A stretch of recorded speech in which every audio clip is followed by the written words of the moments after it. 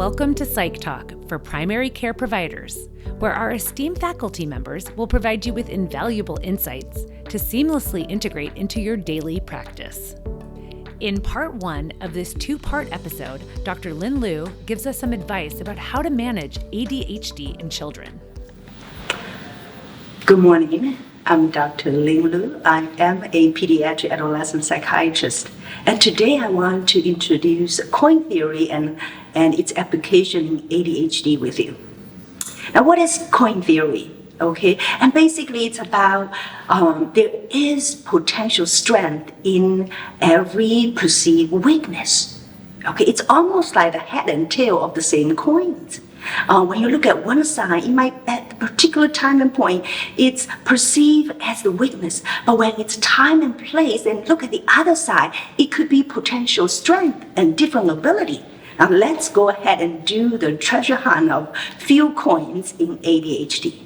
So the first coin I want to identify is the distractability, which is a common challenge for people that diagnosed with ADHD. Their mind just get distracted by so many things. Sometimes it could be internal stimuli, like their own thoughts, their own emotions, or it could be external stimuli, like the sound, like the things that you see. They just distract their mind to different places, make it hard for them to stay focused on a task.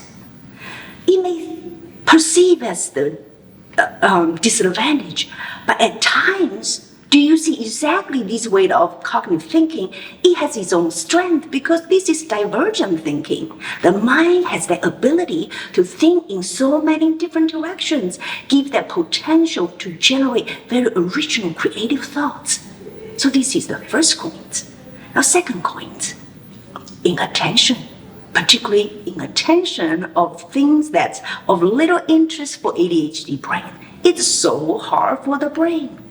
But at the meantime, we also know that the brain that have difficulty staying focused on things that are little interest to it has such ability that hyper-focus, deep level, intense engagement and sustained engagement of things that have high interest to the brain. And I remember one kid who's 6 years old have such, that inattention drive his parents and his teacher up the wall until the one day that his father took him for a fishing trip.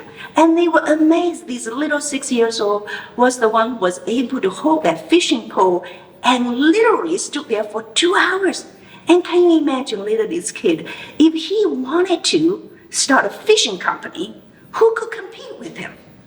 That level of engagement on things that interest to his brain. And this is the second coin.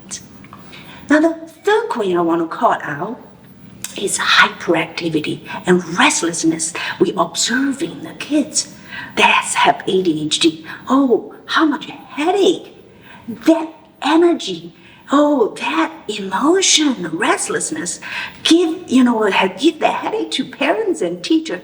But could you imagine later on that little kids with this level of energy, enthusiasm, later on become a leader that require that level of energy to lead people, okay, to master multitask on their hands. And that hyperactivity and hyper energy and enthusiasm could all become the strength. This is the third coin. Now let's identify the fourth coin, impulsivity. Let's just call it out. Okay, the people that suffer ADHD conditions, they act without thinking, without consideration, particularly about the consequence, especially the risk. Oh, that could at times really get them into trouble. Now, let's think about it. That impulsivity, isn't it also we can call it acting quick, thinking rapidly? That's the cognitive agility. And then For the brains that doesn't act that way, like for example, like me, I might think left, think right, think up, think down, think south, think north before I make the decision.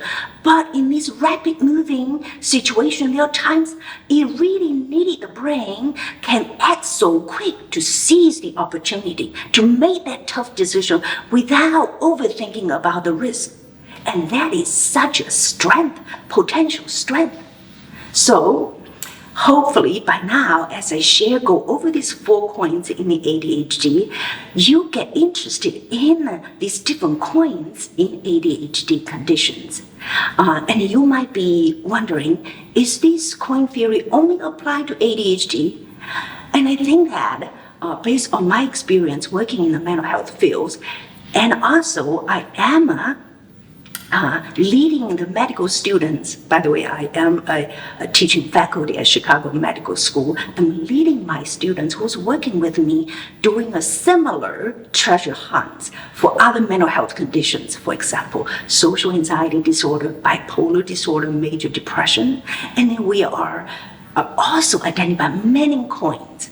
And I'm sharing this with you, and I hope my colleague, you will join me together to do the treasure hunt in mental health conditions. Thank you for listening.